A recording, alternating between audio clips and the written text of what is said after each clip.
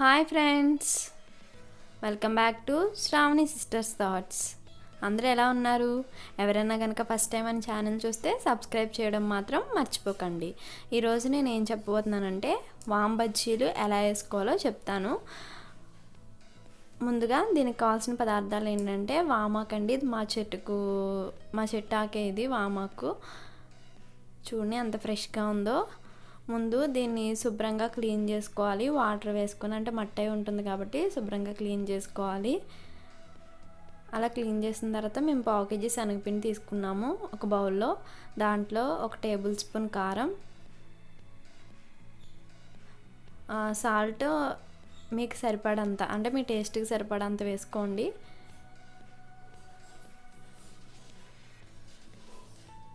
దాంట్లో కొద్దిగా తినే సోడా, కొద్దిగా అల్లం వెల్లుల్లి పేస్ట్.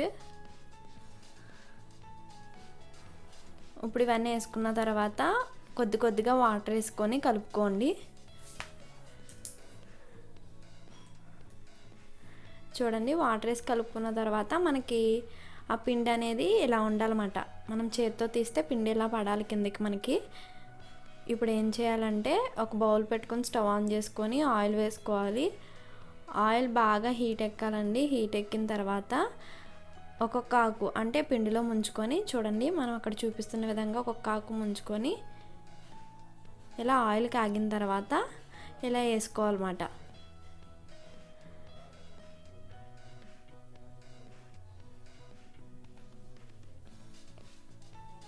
చూడండి ఫ్రెండ్స్, ఇలా ఒక్కొక్క ఆకు మనం ఇలా పిండితో ముంచుకొని వేసుకోవడమే.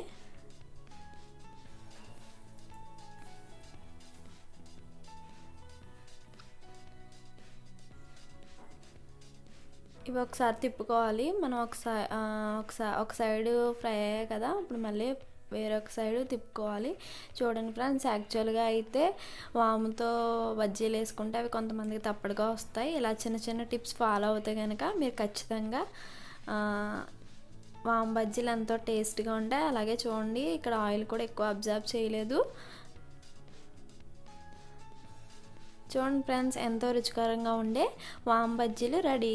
మీరు కూడా ట్రై చేసి మాకు కామెంట్ రూపంలో తెలియజేయండి. ఇంకెవరైనా కనుక మన ఛానల్ సబ్స్క్రైబ్ చేయకపోతే ఖచ్చితంగా సబ్స్క్రైబ్ చేయండి. Thanks for watching. Please like, share,